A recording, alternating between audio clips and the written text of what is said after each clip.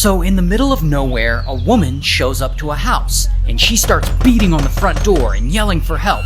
And she's been beaten up and stabbed, and she's got no shoes on. So this farmer guy answers the door, and the woman tells him that she was just attacked, but she also claims that she can't remember what happened, and that she can't remember her own name. Now the woman, her name's Ezra, and Ezra is 19, living in Wisconsin, and Ezra has a problem. She's pregnant, and I guess she and her boyfriend don't really know if they're ready to be parents. So one day in 2017, she decides that she's going to go to the local clinic and, get rid of it. Now, I'm not 100% sure if it's both she and her boyfriend's decision or what, but that's what Ezra does. She goes and has the procedure. Now, Ezra's boyfriend is this guy, Jason. And Jason, he's a bit older than her. She is 19 and he's 33. But whatever, they're gonna try and make it work, I guess. The problem is, it's not really working. Things aren't going so great between them. And one day, that same year, Ezra is chilling at a local coffee shop, and there she meets this barista, Alex. And Ezra and Alex, they become friends, and they hang out, and then Jason becomes friends with Alex too, and so the three of them all start hanging out together. And soon enough, Ezra and Alex, they start hooking up low-key and smashing a bunch behind Jason's back. But then, Jason catches on.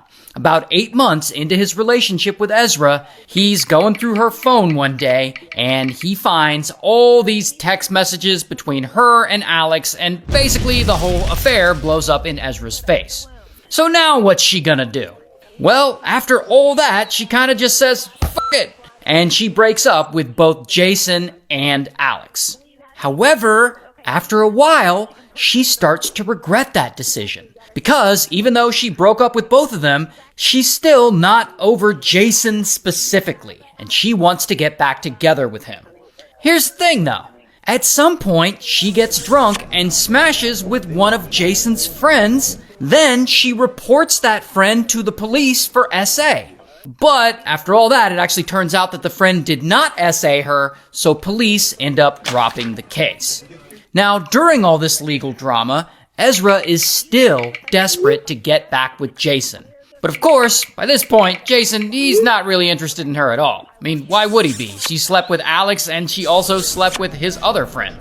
Regardless, Ezra, she's not trying to hear all this rejection. She's doing anything she can to reach Jason, but she just can't get through to him.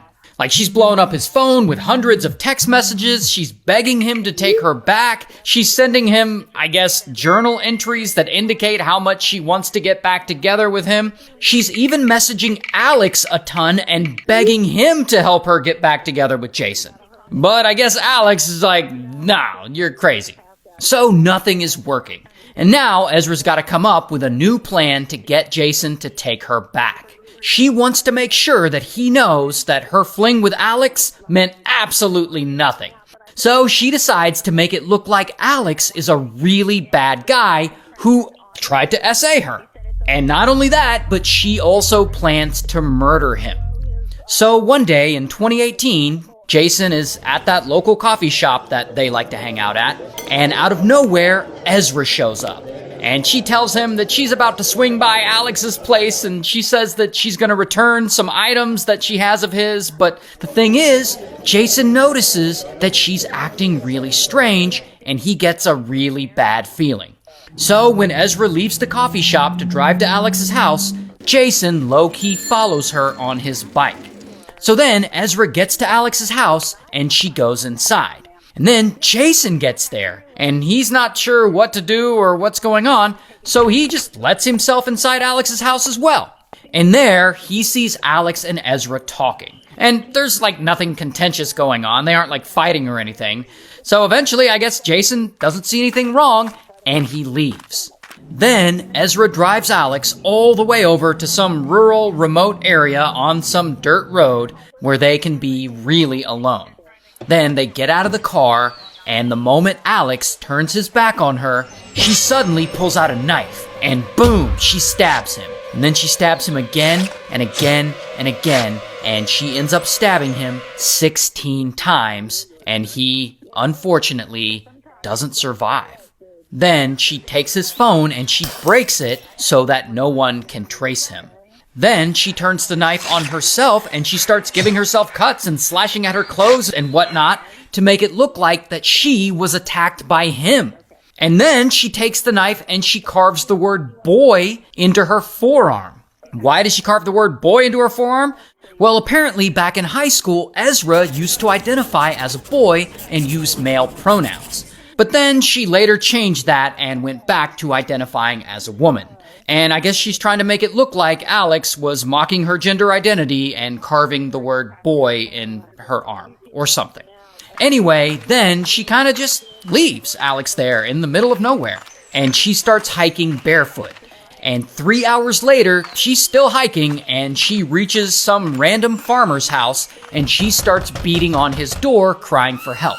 So this farmer guy answers the door, and Ezra tells him that she was just attacked and that she can't remember exactly what happened, and that she also can't even remember her own name. And this poor farmer guy, he doesn't know what's going on, so he calls the police. And so police come all the way out there and they pick her up. Then they take her to a local hospital to get her wounds treated. And while she's there, they question her because, they're trying to figure out what happened. But again, she claims that she doesn't remember much, except she remembers that the last person that she was with was Alex. Now, she doesn't tell them that Alex is lying dead out in the middle of nowhere. No, she claims she doesn't know where he is. So police try contacting him, and they obviously get no answer. So then they contact his parents, and his parents haven't seen him around, so now Alex is officially missing. And about a day later, police are driving around, and I don't know if this is part of their normal patrol or what, but they end up finding Ezra's car, and Alex's body is still at the scene. And so they go back to the hospital where Ezra is, and they start questioning her about all this, about why her friend's dead body is around her car. And at this point, Ezra can suddenly remember stuff. It's a miracle. So she stops claiming that she can't remember what happened, and she starts claiming that Alex attacked her and tried to SA her, and that she had no choice but to kill him in self-defense with a knife. And she even tells police that Alex somehow carved the word boy into her forearm. But here's the thing. Police know that something is way off about her story. Mostly because the word boy is carved into her left forearm, and if she was actually sitting in the driver's seat when he supposedly attacked her like she claimed, and Alex was sitting in the passenger seat, he would have had to have reached over her to get to her left arm, which is not impossible, but it just seems very unlikely. And so Ezra has no choice. She has to finally admit that Alex never attacked her and that she did it all to herself. And so police keep investigating, and 2 weeks later, bam, they arrest Ezra. Here's her mugshot. And so she ends up going to trial, and she's found guilty, and she gets sentenced to life in prison.